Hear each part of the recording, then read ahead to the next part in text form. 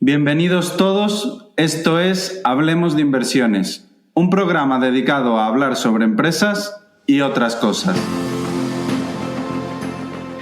Hola, yo soy Krevix, trabajo en finanzas, soy inversor particular y escribo una newsletter sobre ideas de inversión que podéis leer en krevix.substack.com. Hola, yo soy Carlos Santiso y soy gestor en Icaria Cartera Permanente e Icaria Capital Dinámico. Todo el contenido de este programa no supone una recomendación de compra ni de venta. El propósito es meramente formativo. Muy importante que cada inversor haga su propia due diligence. Para este capítulo tenemos la suerte de tener de patrocinador a la gente de Value. Sin duda, una comunidad a tener muy en cuenta para las finanzas en España.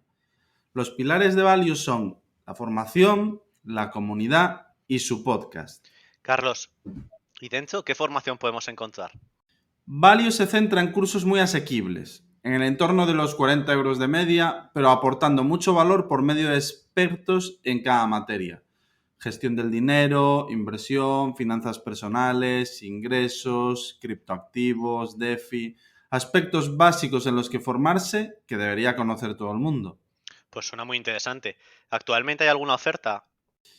Así es, hay una oferta que engloba todo y es muy interesante. Por medio de una suscripción de 137 euros al año, tienes acceso a todos los cursos públicos, algunos exclusivos, sesiones en directo y mucho más. Además, suelen cuidar mucho a los suscritos a su newsletter, por lo que es importante estar suscrito para no perderse nada. Encontrarás más información en su web, valio.app, o también en su Twitter, en el cual son muy activos, que es @valio. Hola a todos, bienvenidos una semana más a un nuevo capítulo de Hablemos de Inversiones. Esta semana traemos un invitado muy especial que trabaja en varias ICAP con un inversor muy conocido, es Gabriel Colominas, y que viene a hablarnos sobre unas compañías que personalmente me parecen tremendamente interesantes. ¿Qué tal, Gabriel? Muchas gracias por venir. Buenas tardes y muchas gracias por tenerme aquí con vosotros. Estoy seguro de que va a ser un programa muy bueno. ¿Qué tal, Krevix? ¿Cómo ha ido la semana? ¿Cómo estás? Muy bien, la verdad, semana de bastante volátil, podemos decir, ¿no? Pero bien.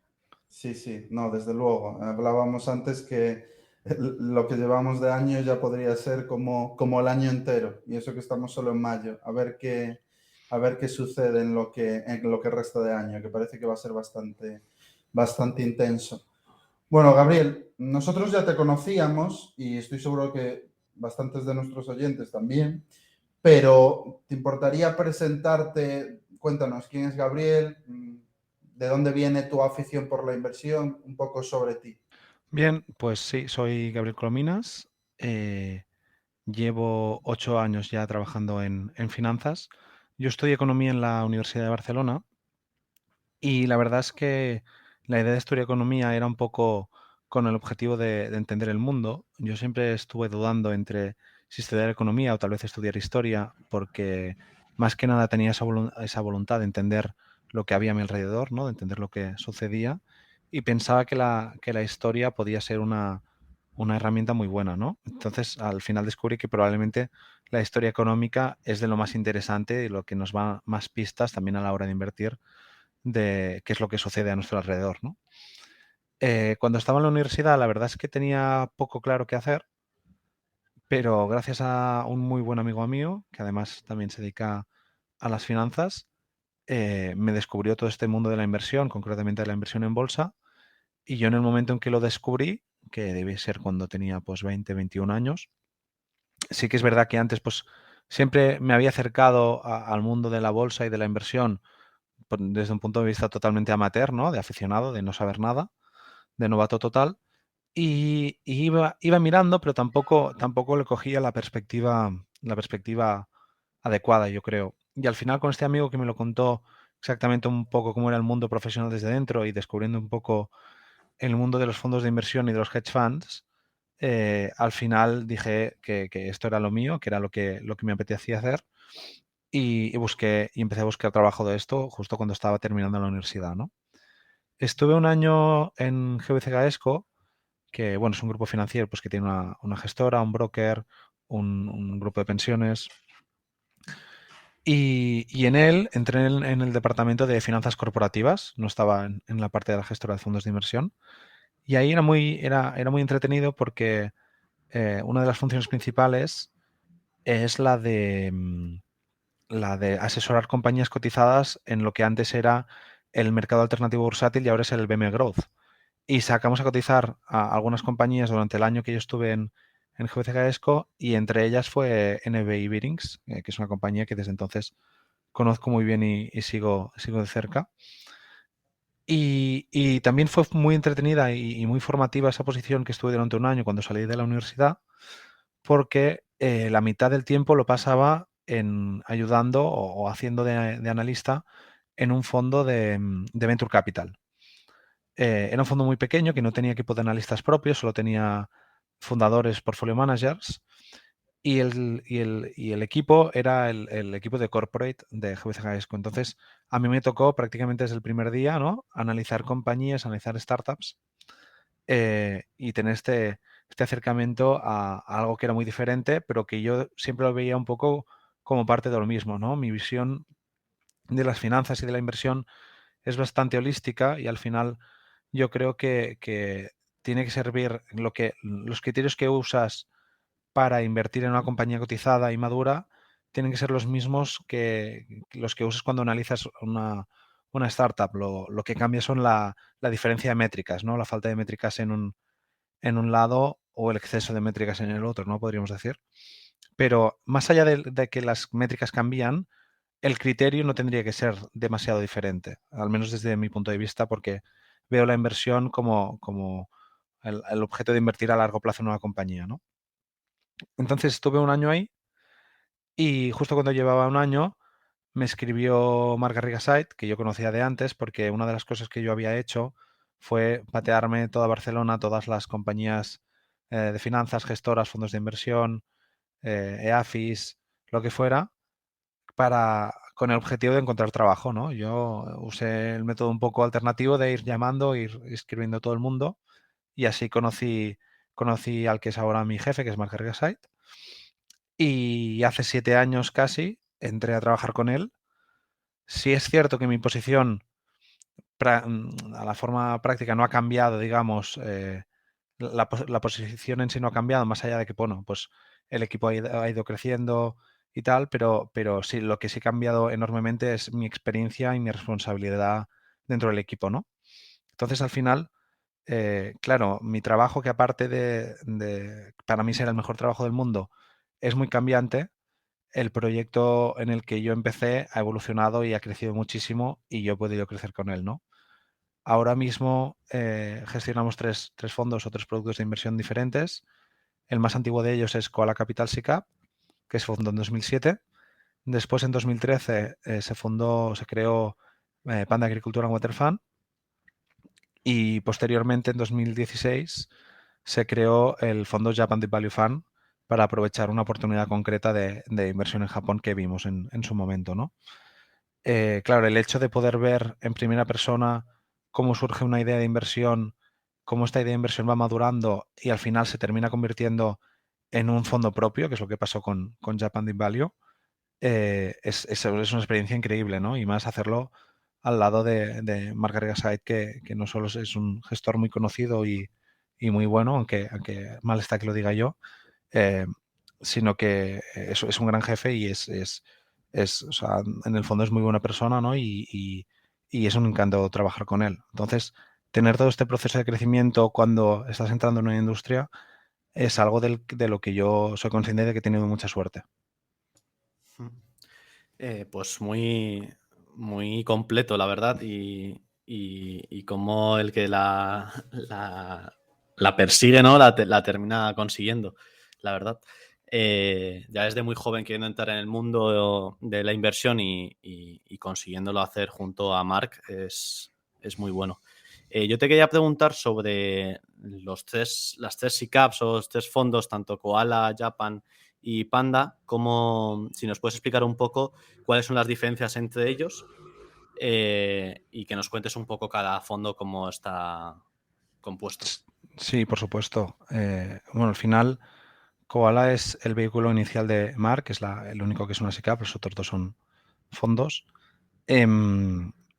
Y nosotros siempre contamos que Koala es nuestro laboratorio de ideas, ¿no? De ahí surgió la idea de invertir en agricultura y agua y por eso se creó el fondo Panda y de ahí surgió la idea de invertir en Japón y por eso se creó el fondo Japan, ¿no? Koala es un fondo mixto, flexible y global. Al final es un fondo de bolsa mixto y por tanto no tiene una inversión más allá del 50%, una exposición más allá del 50% en bolsa. Es flexible porque esta exposición puede cambiar, ¿no? A veces nos ponemos pues con coberturas bastante contundentes, o sea, rebajando bastante la exposición a bolsa o puede estar por encima, ¿no? Al final el promedio de los últimos 5 años de exposición a bolsa de Koala ha sido de alrededor entre el 43 y el 46% de promedio en los últimos 5 años y desde inicio es un poco más bajo. Desde se creó en 2007 la exposición a bolsa ha sido del 34%, ¿no? Entonces, la verdad es que tradicionalmente en España los fondos mixtos eran un portfolio que combinaba activos cotizados en bolsa, o sea, compañías cotizadas y bonos, ¿no? Y como desde el primer momento Marc consideró que la renta fija pues era un activo que se tiene que tratar muy bien, que es un activo complicado, que no es fácil dedicarle tiempo y además con los años se ha ido complicando aún más y ya no digamos ya este año, ¿no? Donde ciertos fondos de bonos pues tienen pérdidas mayores a algunos fondos de bolsa y eso que la bolsa pues nos están dando algunas chispas.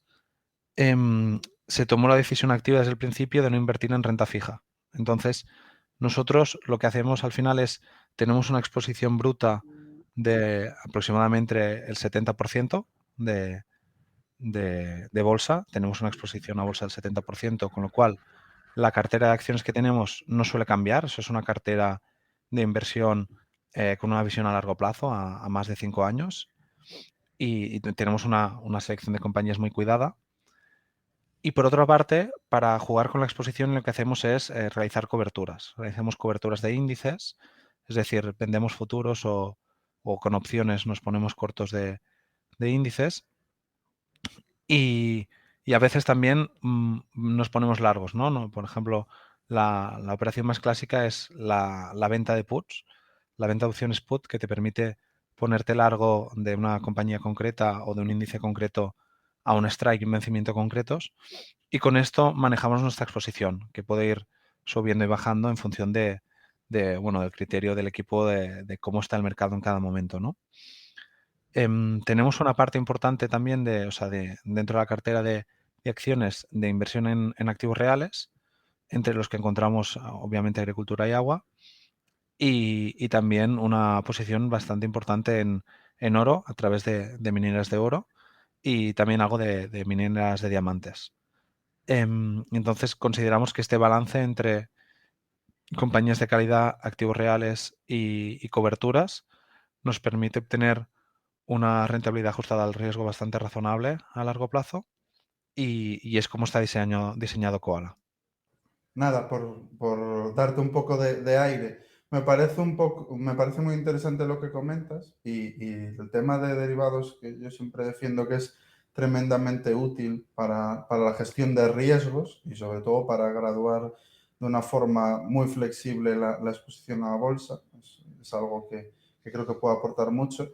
Y te quería preguntar, dado que tenéis exposición a activos reales y en concreto a mineras de oro, ¿la inversión en mineras de oro atiende a algún tipo de asignación táctica o es algo estructural? Pues es algo bastante estructural de Koala. Yo creo que prácticamente, no lo sé porque no está en ese momento, pero prácticamente desde el 2011 se ha tenido algo o incluso de antes seguramente, se ha tenido algo de exposición a mineras de oro. Sí que es verdad que según el momento lo hemos incrementado o lo hemos reducido en función de lo que considerábamos en cada situación. Y sobre todo lo más importante de la tesis de inversión en oro es la siguiente. Si nosotros cogemos un gráfico agregado, digamos, de la generación de caja antes de inversiones del sector, pues obviamente con el oro en máximos y en 2011-2012, pues ahí hubo el máximo de generación de caja, ¿no? dentro del sector, de generación de caja antes de inversiones. Este punto es muy importante. Y cuando bajó el precio del oro, pues se redujo, ¿no? ¿Qué es lo que pasó?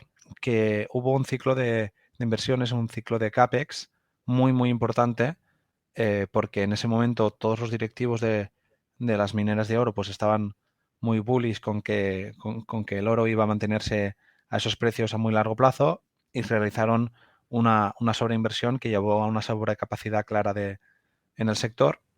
Y durante los años siguientes, más o menos del 2000, yo te diría desde el 2014 al 2018, hubo 4 años, incluso después, hubo 4 años donde se fue limpiando este ciclo de sobreinversión que se produjo.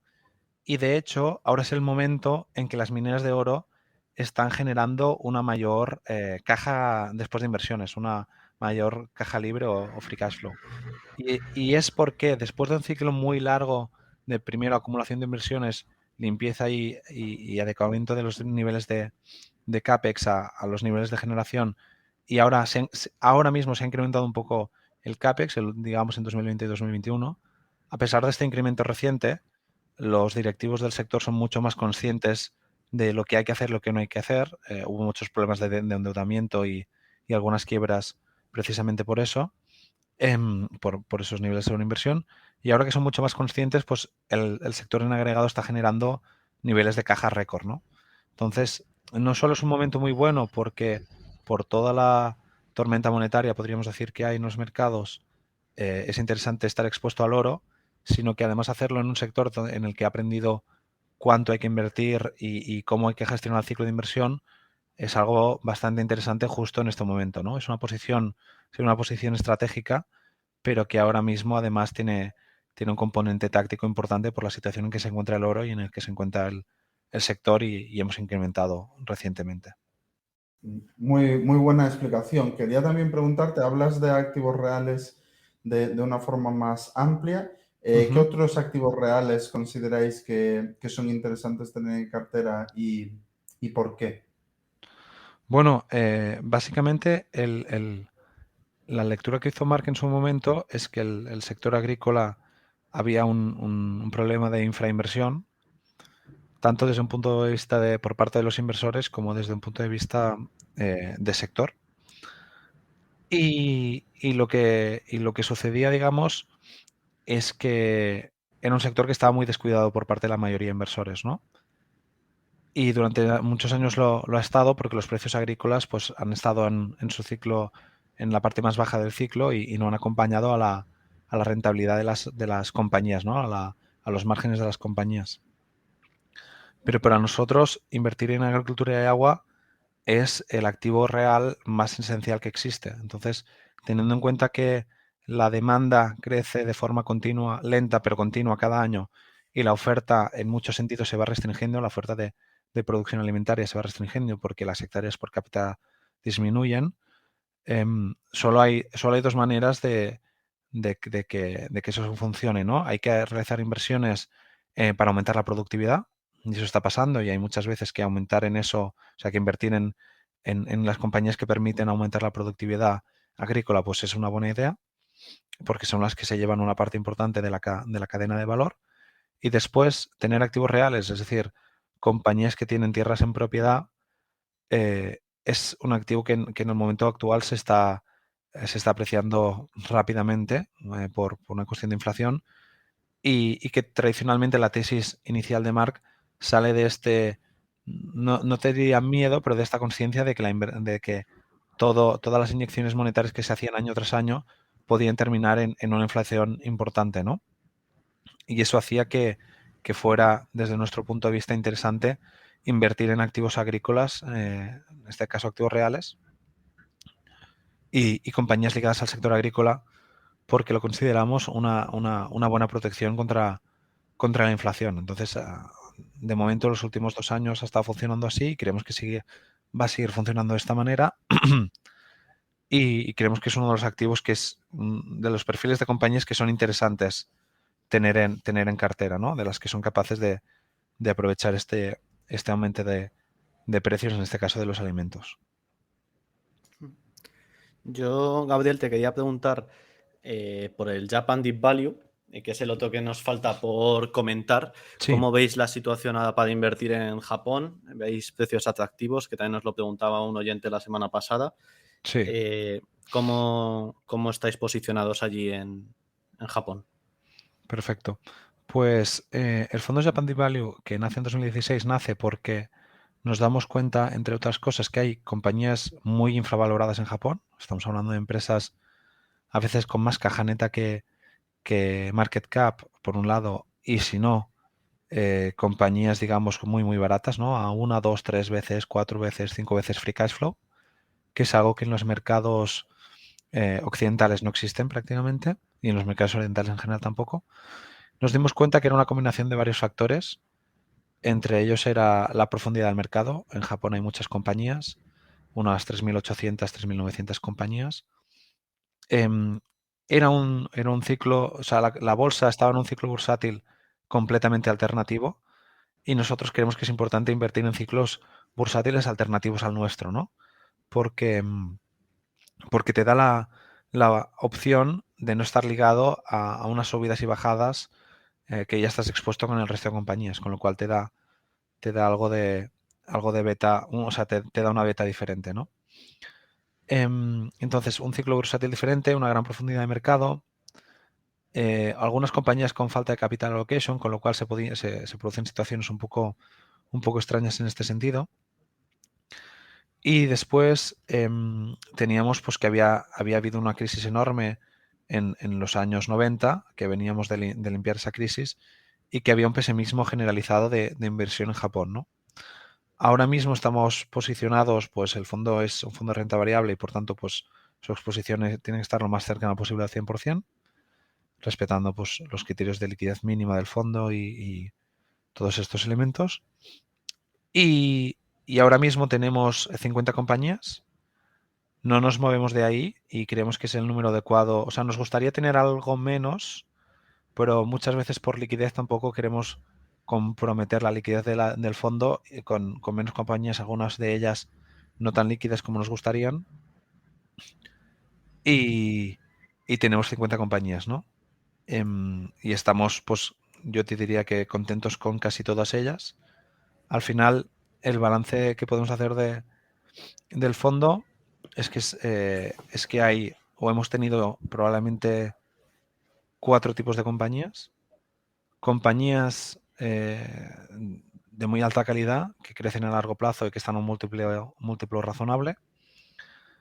Hay compañías que tienen un negocio estable que crece lentamente, que tampoco decrece y que bueno, que al final estamos invertidas en ellas porque tienen una clarísima infravaloración y estamos pues haciendo un play, un trade de infravaloración con ellas, pero que siguen performando bien. Y después tenemos compañías que a lo mejor no han performado, o sea, la performance fundamental, la evolución fundamental de la compañía no ha sido como a nosotros nos gustaría y muchas de ellas han salido de la cartera, ¿no? La mayoría de compañías que hemos vendido han sido más por un fallo en la evolución de los fundamentales, ¿no? Y que a lo mejor nos equivocamos en invertir en ellas porque el pasado reciente parecía prometedor, pero el futuro a lo mejor no lo era tanto. Más que algunas compañías que lo han hecho bien y que, bueno, han salido a cartera porque el nivel de elaboración ya era muy alto, ¿no? Y ya no eran tan atractivas. Entonces, este cambio fundamental probablemente ha sido lo que nos ha hecho cambiar más de el portfolio y mantener pues las que mejor han funcionado. La gran ventaja con Japón es que con las compañías que no van bien, no todas, pero te diré muchas de ellas, si tienen una valoración muy baja y tienen mucha caja, el margen de seguridad es muy grande. Entonces es relativamente fácil no perder dinero, que es lo importante muchas veces a largo plazo, ¿no? Sí. Entonces sí que es verdad que tenemos casos de compañías que no han hecho una performance fundamental buena, ni la que nosotros esperábamos, pero no hemos tenido una pérdida sustancial con ellas, ¿no? Entonces también el hecho de estar jugando con un margen de seguridad tan alto por el nivel de caja, por la valoración que hay en las compañías, perdón, hace que sea muy interesante invertir ahí. el fondo subió bastante al principio y ha tenido pues épocas de subida y bajada en los últimos, te diría, los últimos 3 años. Y lo que ha pasado es que las compañías en Japón han mejorado operativamente a nivel de márgenes y están mejorando lentamente a nivel de capital allocation, y se está produciendo en algunas un cambio generacional, con lo cual se van mejorando, renovando los managements y la calidad pues va subiendo con ello. Y a pesar de haber subido el fondo desde que lo empezamos, os podría decir que los niveles de valoración de las compañías son bastante parecidos. Son bastante. O sea, no ha habido un aumento sustancial de la valoración, ¿no? Entonces, esto nos hace creer que existe aún una oportunidad para seguir aprovechando y queremos seguir aprovechándolo con el Japan.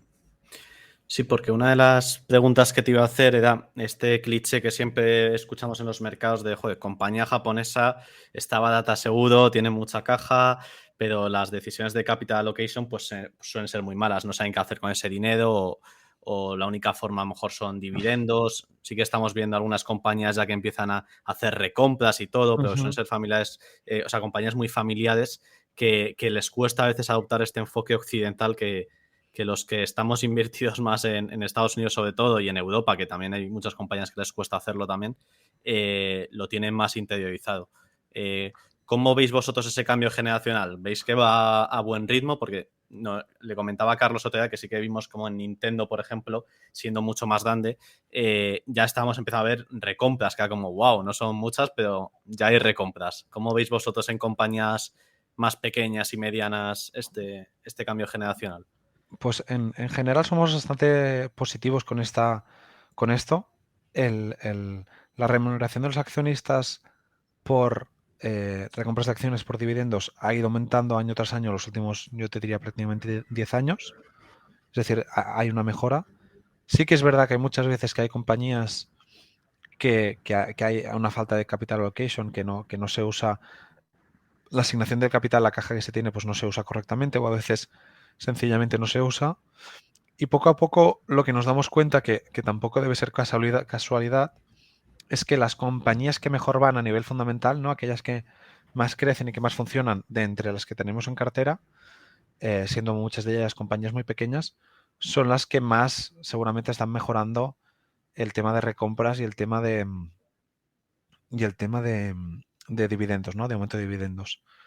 Y poco a poco vemos una mejora sustancial en este sentido y creemos que va a ir a más. O sea, no tenemos duda que esto con el cambio generacional va a ir mejorando, y por la presión de los inversores también pues va a ser una cosa que vaya mejorando. En este sentido tenemos una pequeña historia, una pequeña anécdota bastante interesante. Una de las compañías o dos, mejor dicho, de las compañías que nosotros teníamos en cartera, eran compañías completamente familiares, con negocios muy estables, que no crecían pero tampoco decrecían al medio o largo plazo.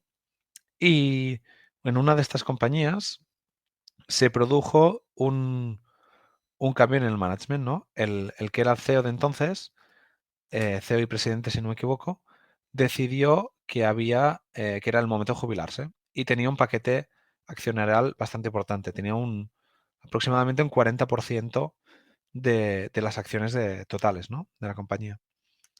Y lo que sucedió es que en lugar de dárselo a sus herederos, ¿no? O vendérselo a un tercero para pues, sacar dinero ya que él se jubilaba y hacer lo que él quisiese, lo que hizo fue ofrecerlas a la compañía a un precio, yo creo, entre el 5 y el 15% por debajo del precio de mercado. Joder. Entonces, claro, lo que sucedió es que una compañía con mucha caja compró con un descuento sustancial el 40% de su capital de un día para otro, y amortizando esas acciones, con lo cual las acciones de la compañía en unos primeros momentos no, pero después se dispararon. O sea, incluso el mercado fue algo lento en reaccionar, pero el primer día, los primeros 3 días a lo mejor no reaccionó. Doblamos la posición que teníamos de esa compañía cuando vimos esta noticia, y cuando se fue ejecutando el acuerdo, la acción subió bastante. La acción subió, no me acuerdo, pero a lo mejor de 1.000 a 4.000 yenes o una cosa así, ¿no? Yo creo que llegó a multiplicar por 4 o parecido. Y claro, es algo que no te imaginas que pase más allá de Japón, ¿no? Donde Sí. es un país donde el respeto al accionista es brutal.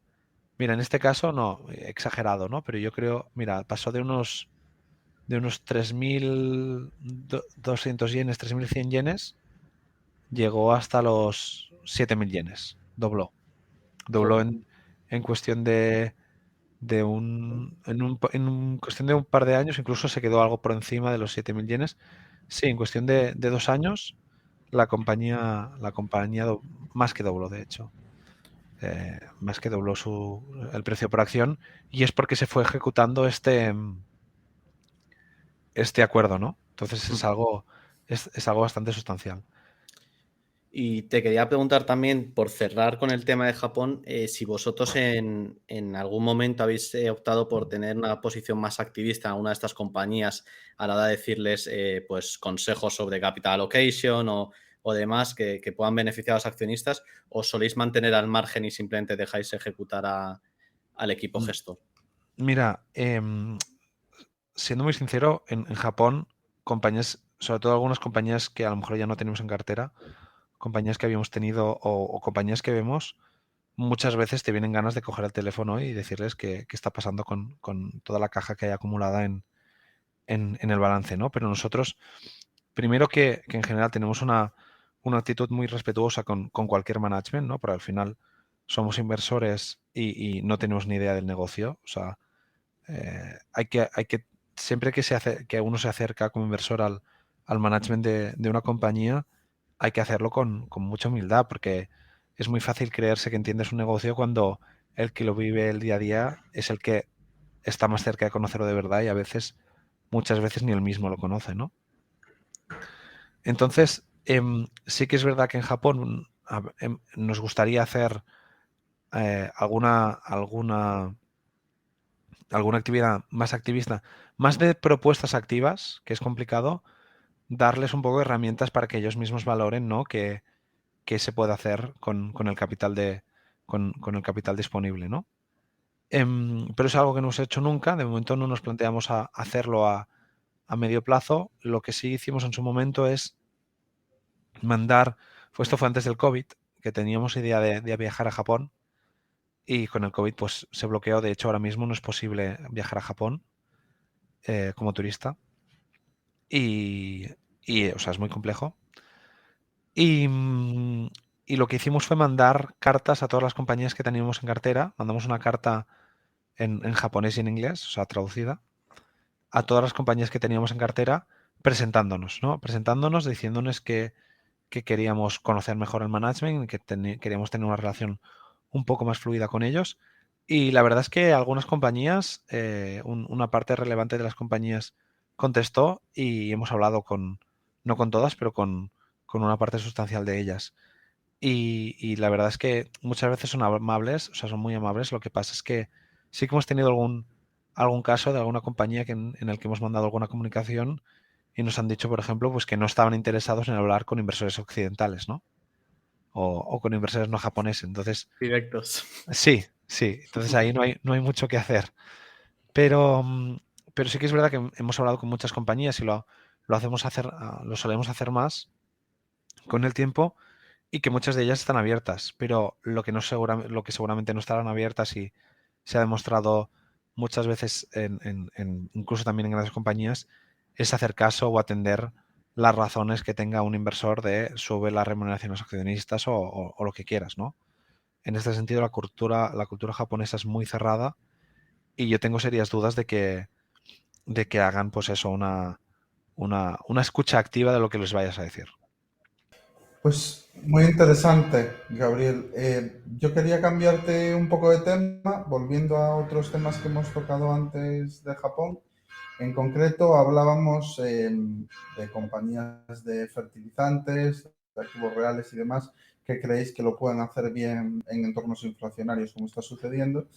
Em, ¿Podrías ponernos algún ejemplo concreto de compañía que tengáis en cartera y que creáis que pueda y esté haciéndolo comportarse bien en un entorno inflacionario como el que vivimos actualmente, vamos? Sí, Bueno, las primeras de ellas obviamente son las compañías de fertilizantes, ¿no? En cartera, la primera posición de compañías de fertilizantes en el caso de Panda es Yara International, que es una compañía noruega de fertilizantes y obviamente pues lo ha hecho muy bien. También hemos tenido otras como Mosaic o como Nutrien, en las que conservamos una pequeña posición, pero muchas de ellas se han comportado muy bien y han rebotado de forma significativa con el aumento del precio de los fertilizantes, que además que bueno, yo diría que a corto plazo tiene bastante incerteza, o sea, es bastante incierto cómo puede evolucionar porque ha subido muchísimo. De hecho, está a los niveles máximos que tuvo en 2011, cuando se produjo bastante inflación en commodities y en materias primas y fue también el caso de los fertilizantes, ¿no? Además, una parte de los fertilizantes está afectado por el precio del gas, porque se usa gas para fabricar fertilizantes nitrogenados, con lo cual el aumento del precio de la energía tiene un impacto directo en el precio de los fertilizantes, ¿no? Y después tenemos pues compañías con plantaciones en todo el mundo. Tenemos, por ejemplo, compañías con plantaciones en Australia, Nueva Zelanda, la famosa compañía de kiwis Cespri, que es una marca, no es una compañía, pues una de las compañías, la mayor productora de kiwis Cespri, que es una marca de una asociación, pues la tenemos en cartera. Tenemos compañías en California con plantaciones de verduras, legumbres, algodón y alguno más. Tenemos compañías con viñedos que también pueden ser y son posiciones interesantes y de hecho llevan revalorizándose desde final de 2021 bastante fuerte. Y en general son las compañías que ahora mismo son productores de comida, teniendo en cuenta que algunos de los insumos, como los fertilizantes, han crecido de precio, ¿no? Entonces, esto por un lado, en el caso de Panda. En el caso de Koala, yo diría que también muchas veces compañías tecnológicas con que tiene dos impactos, ¿no? La inflación al final empuja a subir los tipos en Estados Unidos y eso hace que al subir los tipos las valoraciones de las compañías tecnológicas puedan descender porque al final el free cash flow yield pues es es un yield más y la valoración de la compañía es un inverso del yield, del retorno por free cash flow de las compañías. Y cuando los tipos están bajos, pues las valoraciones de las compañías están altas y cuando los tipos suben, pues las valoraciones de las compañías tienden a bajar, como está sucediendo este año, ¿no? Entonces esto puede tener un impacto en valoración y precio, pero las compañías tecnológicas con márgenes brutos muy altos, normalmente de healthcare, de health tech o de software, que tienen márgenes brutos a veces superiores al 60-70%, son las que también creemos pueden hacer frente de forma más fácil a la inflación y pueden superarla, ¿no? Y después, algunos productores de alimentos, que esto más que productores, procesadores y de alimentos, es decir, los que fabrican productos ya procesados, algunos de ellos vemos que están teniendo bastante capacidad de trasladar precios a los distribuidores y al canal de distribución retail y que son capaces de mantener márgenes, o sea, han tenido impacto en márgenes, pero mucho menor de lo que nos imaginábamos, ¿no? Por ejemplo, tenemos el caso de New Blood Food, que está en las carteras de Panda y de Koala, y que publicó resultados del primer trimestre este viernes. Y sí que es verdad que la mayoría de los segmentos habían tenido impacto en márgenes, pero no había sido superior entre el 1 y el 2%, ¿no? Entonces, que en una situación de inflación tan fuerte, una compañía de procesamiento de alimentos y de fabricación de alimentos sea capaz de mantener los márgenes mm, o de al menos de no tener una caída muy significativa, pues es bastante relevante, ¿no? Entonces tenemos todo tipo de compañías que creemos que en este entorno de inflación lo pueden hacer bien. Pues muy interesante y detallada, y al final pues coincido totalmente con el espectro de compañías que comentáis.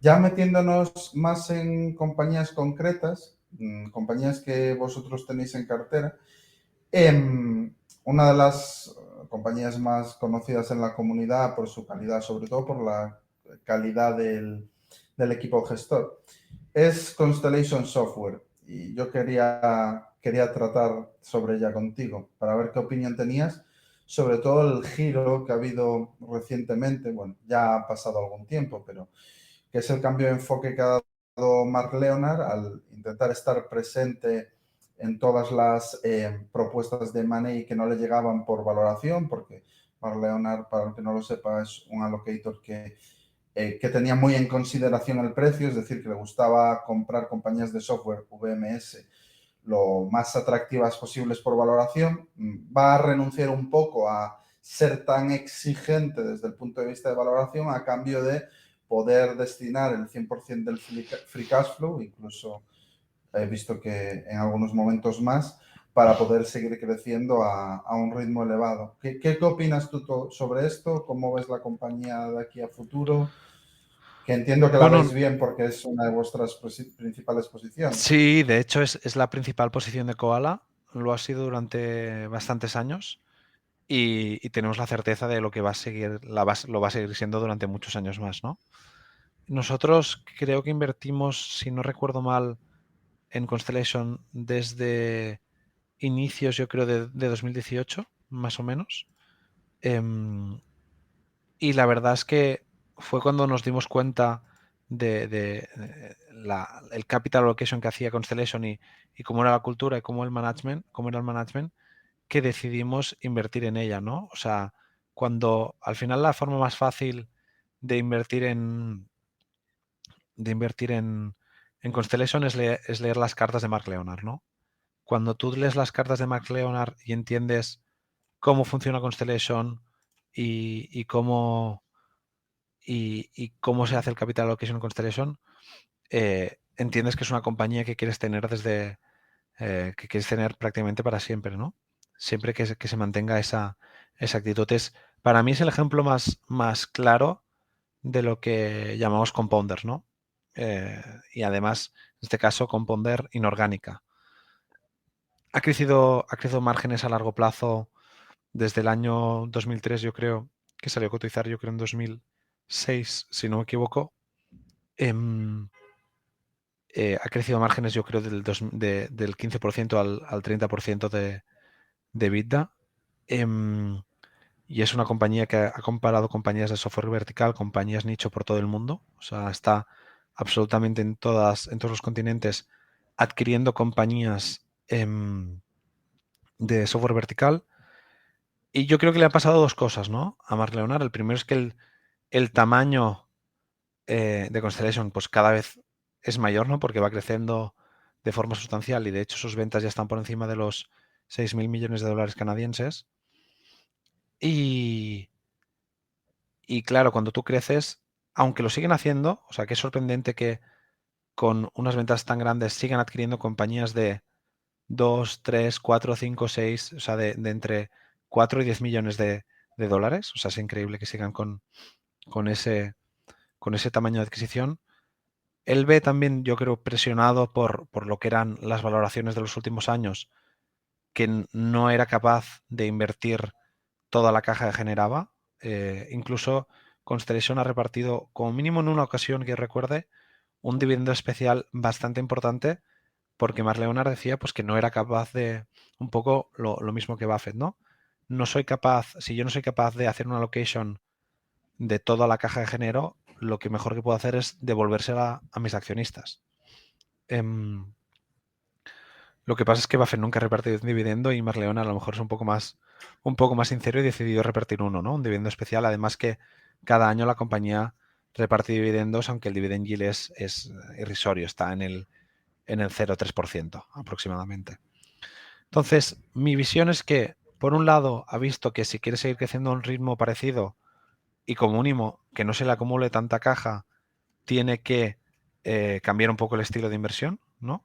Al final lo que me parece muy, muy interesante es el movimiento que se hizo con Tópicos, que es, por un lado, invertir en una compañía de un tamaño relativamente grande, por otro, juntar esa compañía que tenía un estilo de crecimiento orgánico diferente con la filial en Europa de Constellation, que se llamaba TSS, Total Specific Solutions, y eso pasó a cotizar, se hizo un spin-off y pasó a cotizar como Topicus en Canadá, pero son las operaciones solo de Europa de Constellation Software, y aunque Constellation y Mark Leonard siguen manteniendo el control de la compañía, ¿no? Con una acción de oro que tiene Constellation.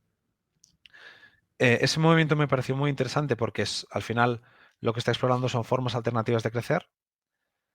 Es muy interesante también que se hayan hecho adquisiciones entre varias filiales, digamos. Al final, Constellation tiene 6 grupos operativos, entre ellos lo que es Tópicos hoy en día, y hay adquisiciones que las han hecho entre 2 grupos operativos a la vez, ¿no? Que me parece sorprendente. Algunas de las adquisiciones más grandes que han hecho recientemente, ¿no? La que compraron a FICO, a Fair Isaac & Co. Compraron una parte del software que tenían, y después, por ejemplo, han comprado también, si no me equivoco, una parte importante de otra compañía cotizada de un software médico, para consultas médicas, bastante relevante y bastante de nicho, pero ya con un tamaño más grande, ¿no? Entonces yo lo que creo es que al final Mark Leonard lo que quiere es optimizar la asignación de capital lo máximo posible, y creo que lo que va a hacer es buscar nuevas herramientas para hacerlo, ¿no? Sí que es verdad que dijeron que harían verticales nuevos, o que están explorando verticales nuevos. De momento, si no, aún tengo que revisar las últimas adquisiciones, pero si yo no me equivoco, creo que no han hecho ninguna adquisición en un vertical nuevo, si yo no me equivoco, pero sé que lo están mirando. Y después, hacer sobre todo adquisiciones más grandes, creo que es bastante significativo. Yo creo que al final, use las herramientas que use, Mark Leonard va a ser capaz de asignar capital de forma eficiente a largo plazo y obtener unos retornos muy considerables para los accionistas. Creo que puede seguir creciendo en los verticales tradicionales que hasta ahora estaba, de Vertical Market Software y tal, y creo que es bastante es relevante que lo siga haciendo.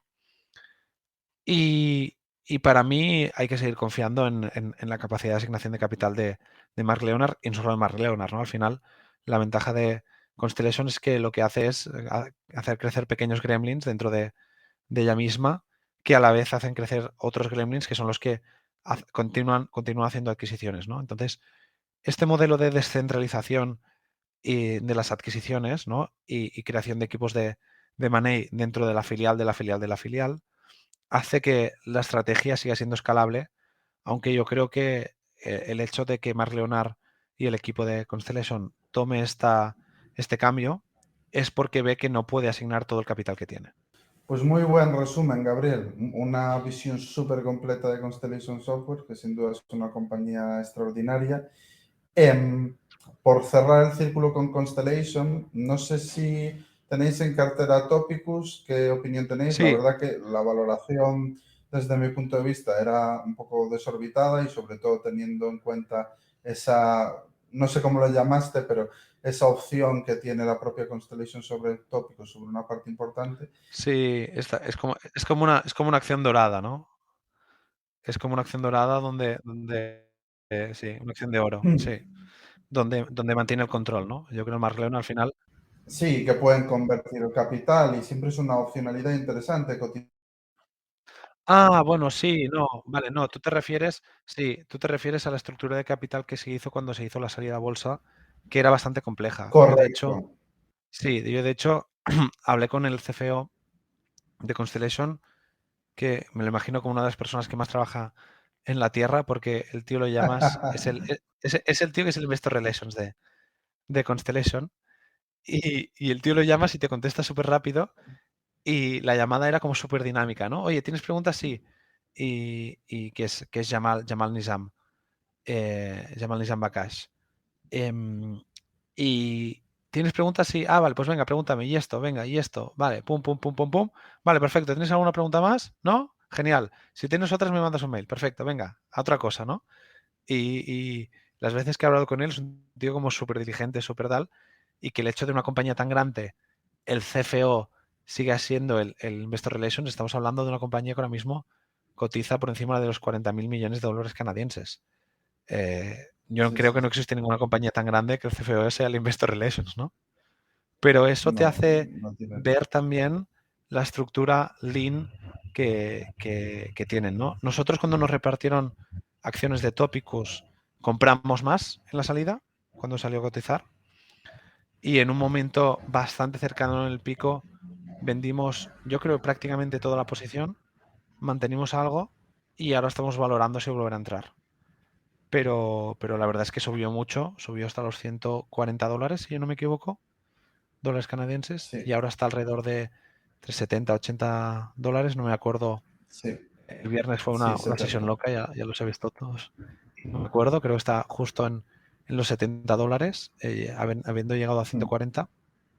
Y, y vendimos muy cerca de máximos. La verdad es que la valoración nos parecía muy alta y decidimos vender. Y como el mercado ha corregido, pues creemos que probablemente va a dar nuevas oportunidades de inversión, ¿no? Entendido. Pues muchas gracias, Gabriel, por todo el cuadro de Constellation, que sin duda es una compañía súper interesante. Otra compañía sobre la que te queríamos preguntar es Global Dominion, que suele hacerse mención al management, que es un management de Ujú. primer nivel, Sí, que cumple con los guidance, que, bueno, gente de la que da gusto ir de la mano, es algo que suele comentar la mayoría de la gente que está presente dentro del accionariado de la compañía. Pero bueno, también otro tópico habitual que suele comentarse es que nadie sabe muy bien qué es lo que realmente hacen. Entonces, como sé que sois accionistas, ¿puedes darnos tú un poco de color sobre una compañía que sin duda es muy interesante como es Dominion? sí. Al final, Dominion es una compañía que, por los sectores en los que está, a lo mejor no sería la compañía más atractiva del mundo, porque trabaja en sectores donde los márgenes son relativamente bajos. Em, pero lo más interesante de todo es el enfoque del management, la capacidad que ha tenido de crecer inorgánicamente en un pasado, ¿no? De hacer adquisiciones y de ejecutarlas, entre ellas la adquisición de The Phone House, que es un turnaround increíble que además con la pandemia y con todo, pues han sido capaces de darle la vuelta completamente y está generando y está creciendo muchísimo. De hecho, en el 2021 multiplicó por más de 2 las ventas y va a seguir creciendo con nuevos verticales que van inaugurando en B2C. Y sí es cierto que es una compañía compleja, ¿no? Lo más interesante de la compañía es el management, el enfoque y la valoración, sin duda, ¿no? Nosotros consideramos que está una valoración muy atractiva y están cerca, si no en él, muy cerca del top 5 de Koala, ¿no? Dentro de la actividad de Dominion tiene básicamente en la parte de B2B, en la parte de, de negocio con otras compañías, que es la mayoritaria, es el 86% fue el 86% de las ventas en 2021. Tiene una parte de servicios y una parte de proyectos. Entonces, la parte de proyectos, hay muchos ejemplos. Sería un poco la parte de ingeniería más clásica, ¿no? Por daros algunos de ellos. Se hace una línea de alta tensión en Angola, ¿no? Y es un proyecto que hay varios biders. Pues Dominion participa o bien solo, o bien en una parte del proyecto, o bien con otras ingenierías para hacer la instalación de esta línea de alta tensión. Se hacen hospitales en Chile. Pues toda la parte eléctrica de los hospitales es algo que desarrolla y construye Dominion, ¿no? Entonces, la parte de proyectos, que actualmente es más o menos el 30% de las ventas de las ventas de Dominion, eh, son todos estos proyectos de ingeniería que ellos son capaces de ejecutar con un margen sustancial. De hecho, las ventas en proyectos creo que fueron el año pasado de alrededor de 300 millones de euros y la cartera que tienen de proyectos pendientes de ejecutar actualmente es de más de 600 millones de euros, con lo cual tiene una visibilidad de 2 años de ventas clara. Eso por un lado. Entonces, son en general proyectos de ingeniería de índole muy, muy distinta. Y entonces lo que es el 53% de las ventas son servicios, que básicamente son servicios a diferentes industrias, telecomunicaciones, energía. Bueno, claro, una parte que no he comentado, que es una parte muy sustancial de los proyectos de Dominion, es que tiene una parte muy, muy sustancial de proyectos de energía renovable. Y tiene un pipeline bastante interesante de proyectos de energía renovable, con lo cual una parte de su capacidad de ingeniería va dedicada a estos proyectos, ¿no? Entonces, dentro de servicios, tiene también servicios de mantenimiento para industrias normales, para altos hornos, para industrias de producción de todo tipo. Ofrece servicios de mantenimiento. Al final lo que hace Dominion, y lo dicen siempre, es eficienciar procesos internos que las compañías quieren externalizar, ¿no? Y muchas veces son mantenimientos de instalaciones de todo tipo, instalaciones muy pequeñas, ¿no? De muchos tipos distintos, de pues, pequeñas cajas eléctricas y de todo tipo de proyectos. Y este mantenimiento es lo que les da la parte de servicios y que forma parte, pues, es la parte sustancial y primordial de los ingresos de Dominion, ¿no? Que el año pasado yo creo estuvo alrededor de, si no recuerdo mal, unos 550 millones de euros, una cosa así. Entonces, claro, es muy interesante cómo la compañía se va decantando en creciendo más en servicios, más que nada porque aparte de que es un negocio más recurrente, también es un negocio con algo más de margen, ¿no? Y es muy interesante. Es muy interesante. Perfecto, Gabriel. Yo te quería preguntar, cambiando un poco de ámbito, yendo a algo bastante growth, y una compañía que a mí me gusta bastante, pero que nunca he llegado a tener en cartera, que es HelloFresh.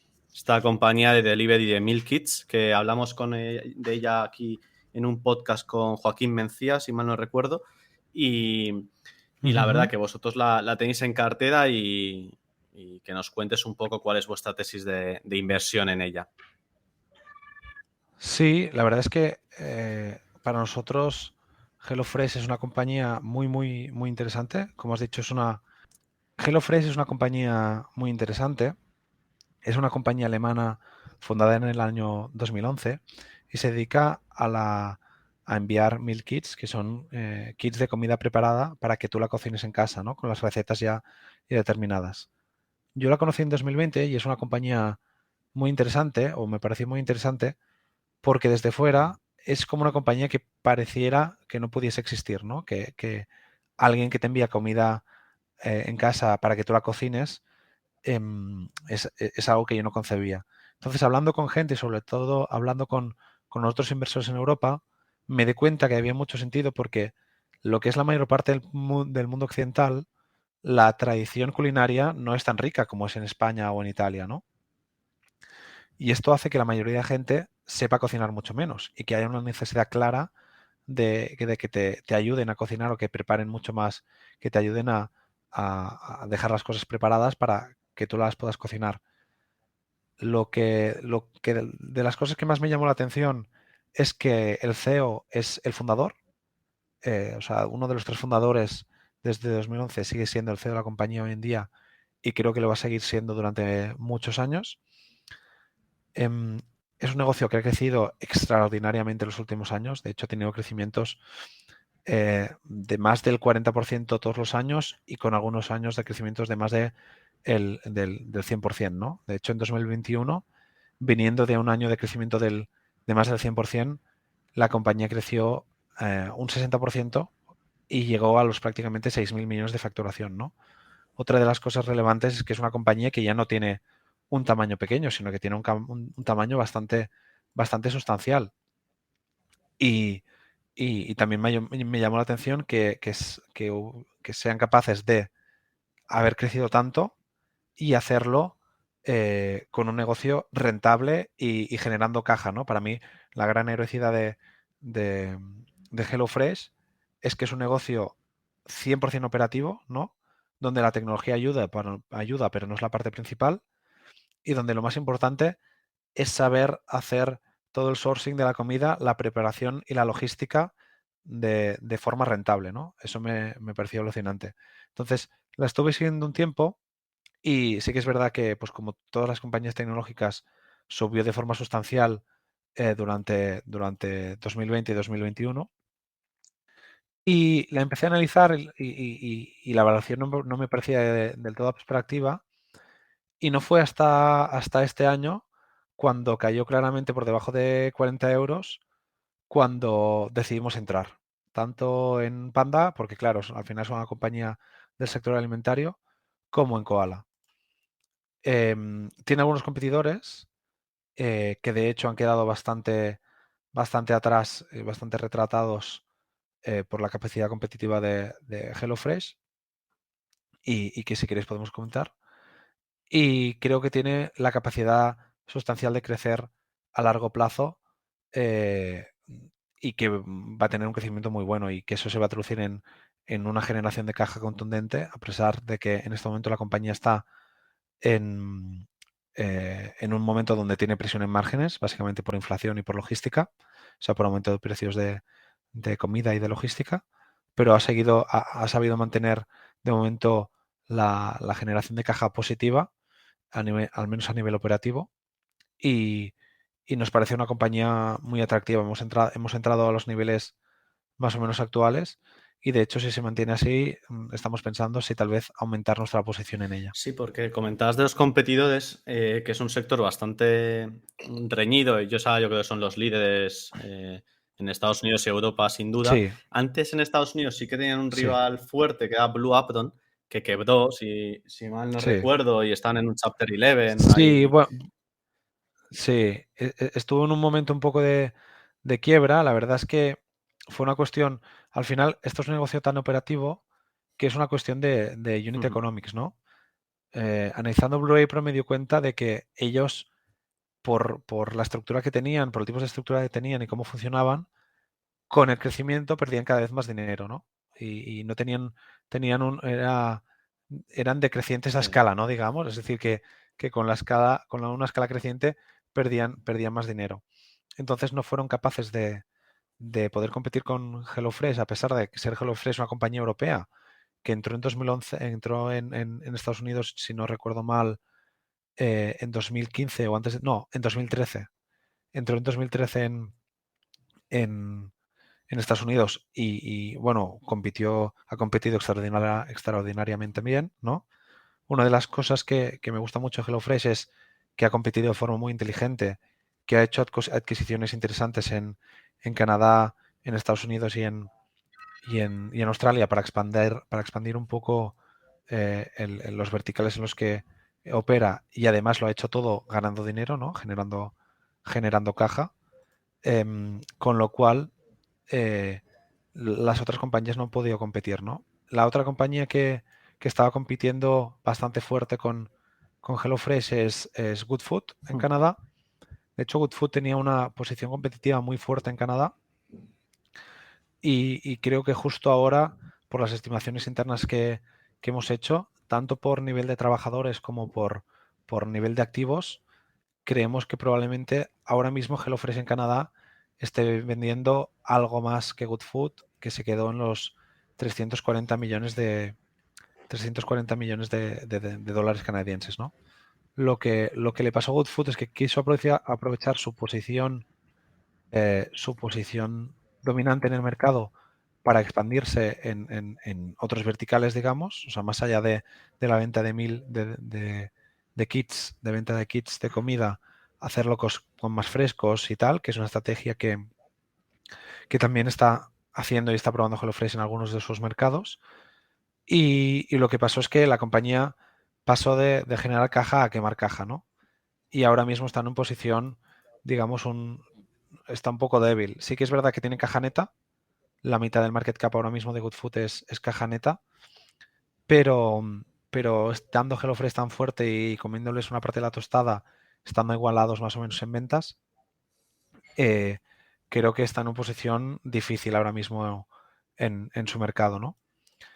Y, Y esta es más o menos la situación que tiene. Y en Europa no tiene, en el resto de mercados no tiene ningún Sí, pero te quería competidor comentar fuerte. que vino Carlos Aizpuru al podcast y a comentarnos sobre Good Food en su momento, ¿no? Creo que fue el año pasado por noviembre o diciembre, y la verdad es que estaba Sí. mirando ahora las cotizaciones como Good Food se había despeñado completamente, la verdad.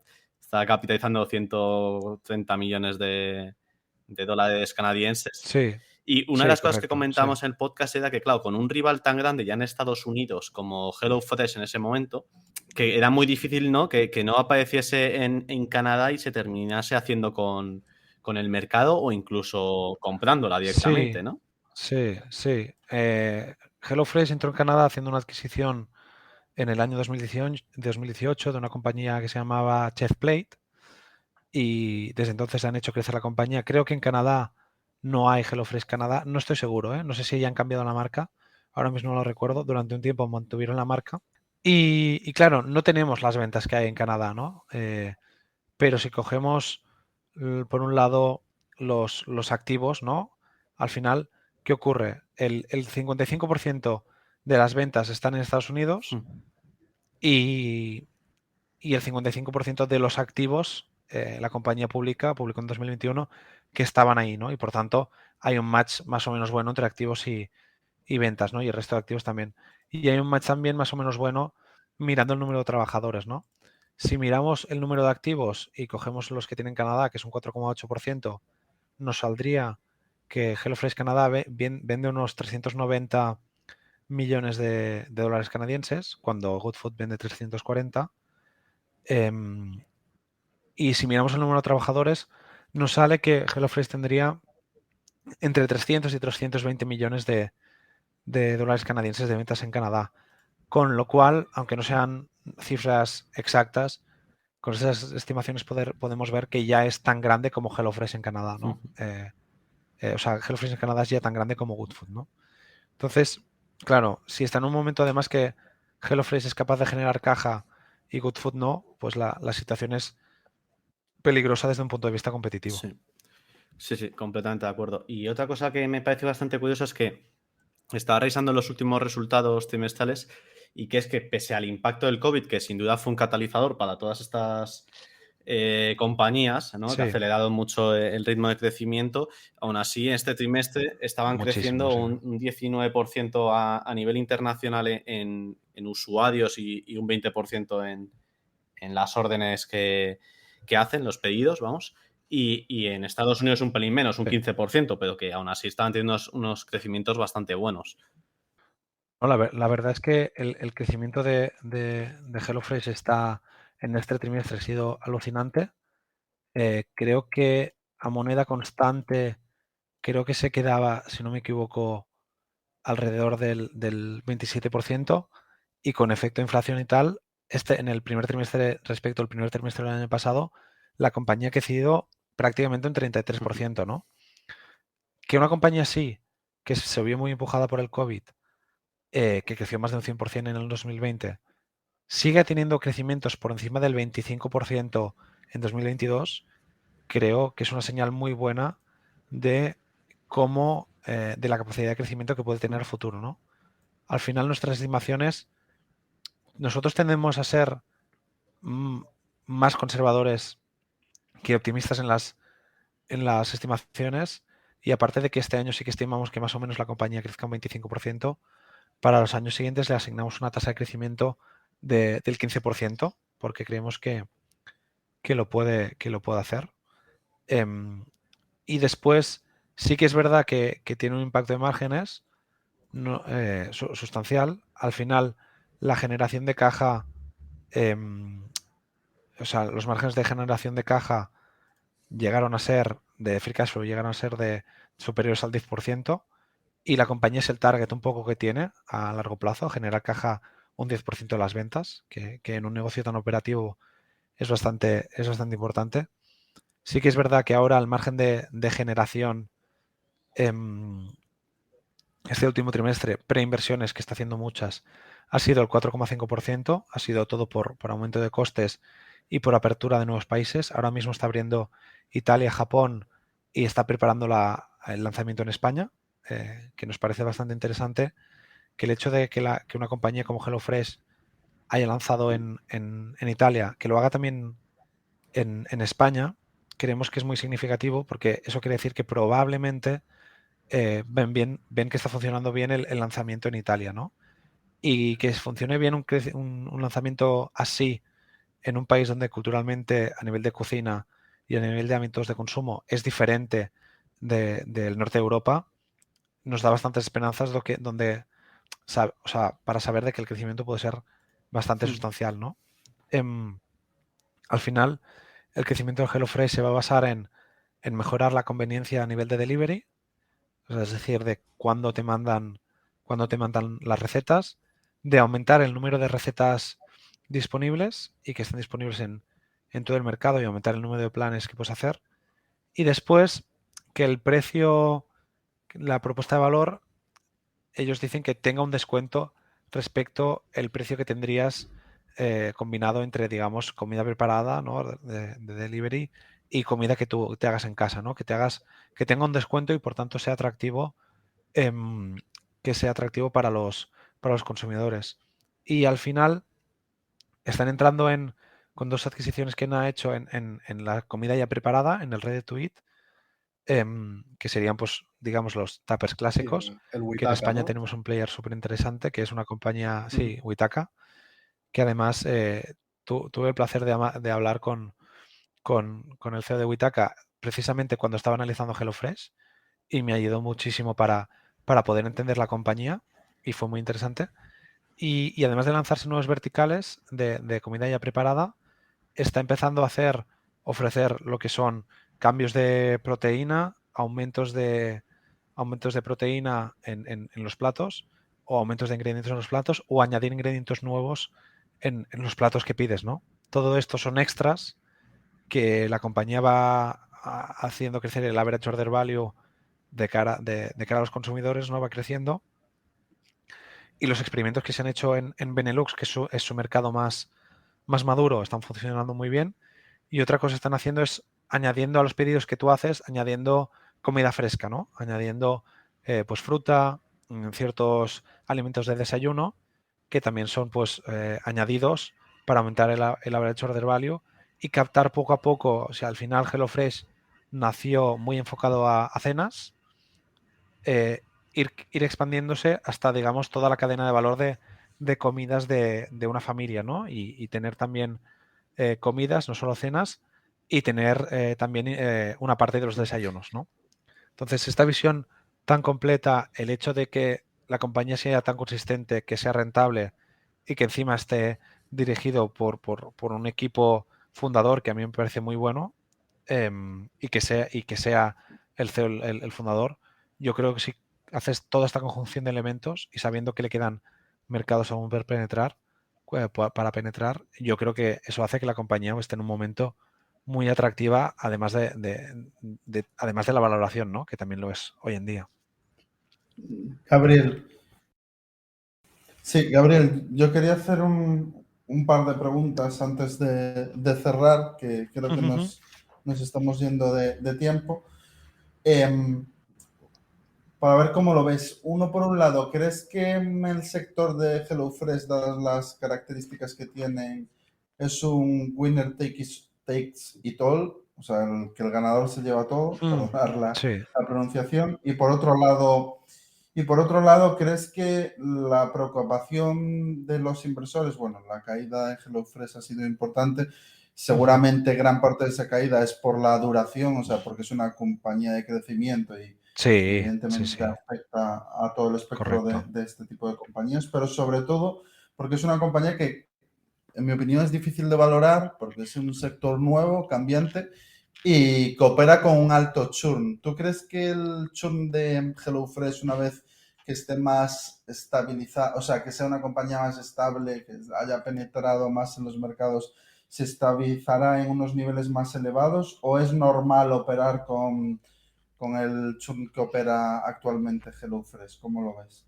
A ver, claro, el problema del churn de HelloFresh es que es difícil compararlo con otros servicios de suscripción, ¿no?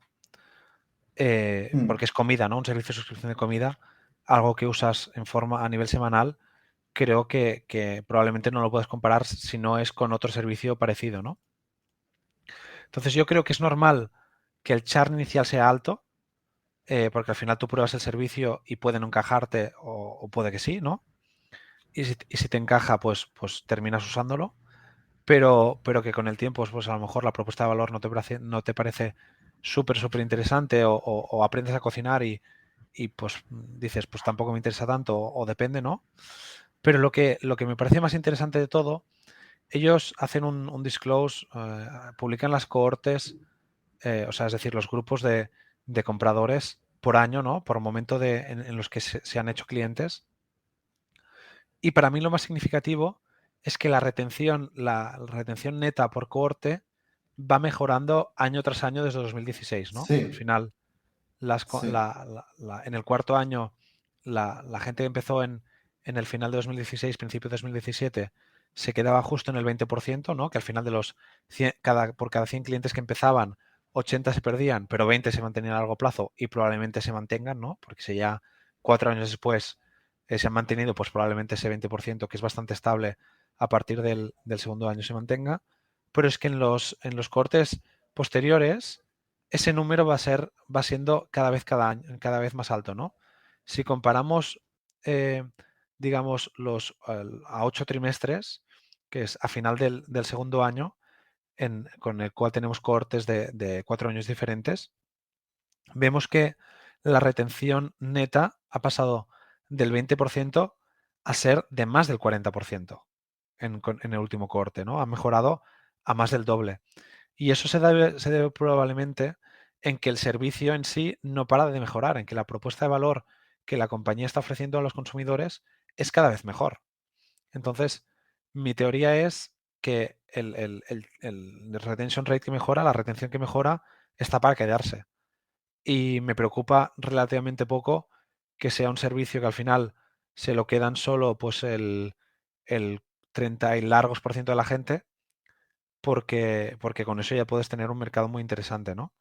Y que aparte que es normal, que es una propuesta que no funciona para todo el mundo, que hay muchas veces que hay churn intermitente y de hecho una de las cosas que más hincapié están haciendo es en la idea de que primero, con el segundo pedido ellos ya ganan dinero, con lo cual hay muy poco, o sea, el margen de contribución, a nivel de margen de contribución ellos ya ganan dinero, por tanto hay muy poco cliente no rentable. Y después, que tienen bastante éxito en lo que son las recuperaciones de clientes, ¿no? En tener clientes que fueron clientes y que lo vuelven a ser al cabo de un tiempo, simplemente pues impactándoles con una publicidad o porque las costumbres cambian y vuelven a usar HelloFresh.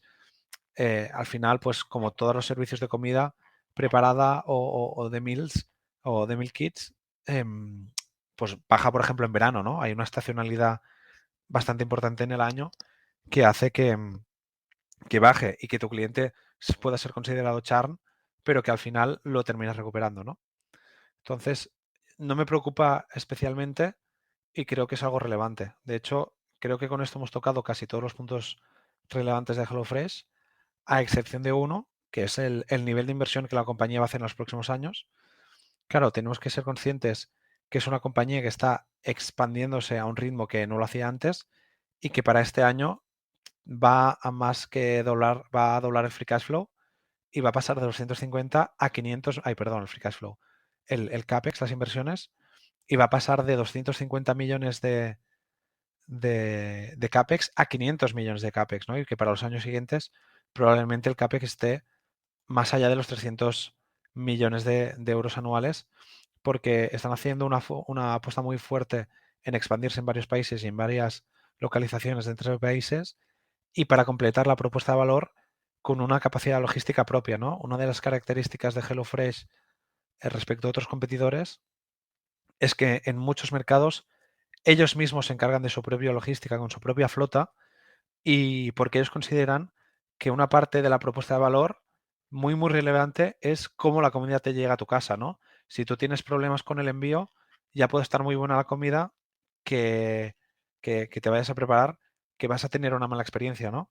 Y en su objetivo por tener una ventaja competitiva con el cliente duradera a largo plazo, creen que es importante desarrollar toda esta red logística a largo plazo, o sea, esta red logística interna, y que les permita controlar lo que es el delivery. De hecho, en Australia ya lo han hecho y tienen una tasa de error inferior al medio por ciento, ¿no? Y creen, o no creen, ya han testeado que con eso la satisfacción del cliente ha aumentado y es una de las maneras que tienen de evitar el churn, ¿no? Más allá de ampliar la propuesta de valor con más tipos de comida, con más verticales, con más recetas y con mejor, digamos, y con mejor accesibilidad, que además la parte del delivery la tengan bien hecha y sea una parte importante de la, de la propuesta de valor, pues es muy diferencial.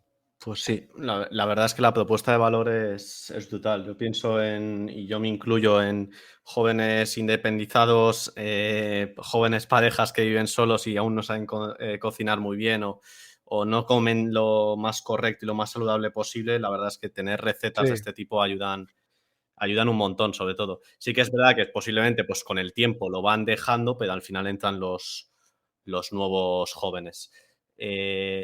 Sí que es cierto, también la propuesta que tiene Witaka con el Ready to Eat me parece brutal también. O sea, me parece algo que podría el propio HelloFresh incorporar también dentro de su servicio. Sí, ellos han comprado en Estados Unidos una compañía que se llama Factor, que es Ready to Eat ahí, y han comprado una compañía en Australia que se llama YouFoods, que es un Ready to Eat en Australia.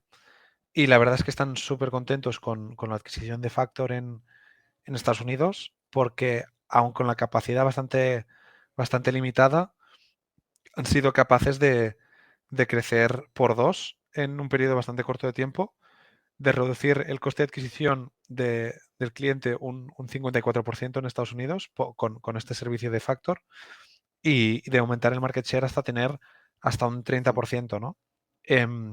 Yo creo que es algo que si les funciona, lo van a expandir, van a hacer un rollout en todas las geografías y a lo mejor vemos que HelloFresh termina comprando Sí. Witaka.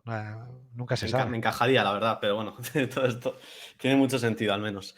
Sí, pero ahora, los tuppers congelados salvan mucho. Cualquiera que esté, Sí, sobre todo trabajando en grandes ciudades que van al trabajo y vuelven y llegan tarde y no tienen casi tiempo para cocinar y quieren mantener un poco la dieta, es clave. sí, sin duda, sin Vale, duda. pues teníamos una pregunta del club. Teníamos un par, pero es que no nos va a dar tiempo a todas, así que te voy a lanzar una y nos la contestas y acabamos. Bueno, sobre todo por el Panda, nos preguntaba este miembro del Club del Value que le gustaría saber cuál ha sido el impacto que ha tenido la guerra de rusa-ucraniana, no tanto a nivel macro, sino relacionado con la agricultura, y si ha supuesto algún cambio en alguna posición que tengáis. Pues el impacto ha sido clarísimo. Ha habido un aumento de precios derivado del hecho de que Ucrania sea uno de los mayores productores de algunas de las commodities agrícolas más importantes, como girasol o, es que me sale en inglés wheat, que ahora no me salen Te digo, de trigo, correcto. Es de los mayores productores de trigo y de girasol. De hecho, ya vimos en España que ciertos supermercados hicieron restricciones de venta del aceite de girasol precisamente por la guerra de Ucrania y ha impactado en los precios del gas, por tanto en los fertilizantes y ha hecho que aumente más los precios de los alimentos. Entonces, el impacto ha sido claro, más allá de que ya veníamos de un momento donde la inflación estaba presionando bastante los precios al alza, ¿no? Ha sido una combinación de factores bastante terrible en este sentido para el consumidor final porque ha impactado directamente en precios de la comida que han aumentado, que han subido muchísimo, ¿no? Y entonces el impacto para muchas de las compañías ha sido positivo. Y a nivel de posiciones no hemos cambiado. La verdad es que nos gustaría poder, o sea, ojalá hubiesen más activos agrícolas cotizados y tuviésemos más flexibilidad a la hora de hacer el allocation en los distintos tipos de subindustrias o subsegmentos que hay dentro de todo el sector agrícola, ¿no? Pero al final en Panda hay una cartera muy estable, muy pensada para largo plazo y que en momentos como estos lo poco que hubiésemos, o sea, lo poco que haríamos sería, o lo que nunca haríamos sería cambiar las posiciones, ¿no? De hecho, En Koala también nos ocurrió de que no cambiamos prácticamente ninguna posición, precisamente porque la cartera ya está posicionada a largo plazo, ¿no? Para a lo mejor sobrevivir a este tipo de impactos. Entonces, no hemos hecho cambios en cartera, lo que sí hemos tenido un impacto en las compañías y un impacto de revalorización en algunas de ellas. Perfecto. Pues yo creo que ya podemos ir acabando. Llevamos 1 hora y 20 casi, o sea que yo creo que ha quedado un podcast muy completo. Hemos hecho un repaso a las principales posiciones de los dos fondos y de la SICAP. Hemos visto cómo está actualmente el mercado y cómo están castigando algunas de las compañías growth que tienen bastante potencial, como HelloFresh. Y bueno, yo creo que ha quedado un programa bastante completo. Pues así es. Muchísimas gracias, Gabriel, por venir por el podcast. Hemos tocado temas, como dice Krevix, muy interesantes. Te esperamos para la temporada que viene, que seguro que te queda mucho más por contarnos. Y lo dicho, muchas gracias por pasarte por aquí.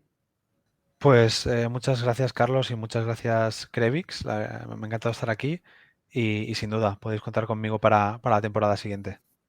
Pues un saludo a todos los oyentes, gracias por escucharnos una semana más y recordar que si os ha aportado el capítulo, dejarnos vuestro like para conseguir llegar al máximo número de oyentes. Muchas gracias a todos y nos vemos la semana que viene. Un saludo, hasta luego.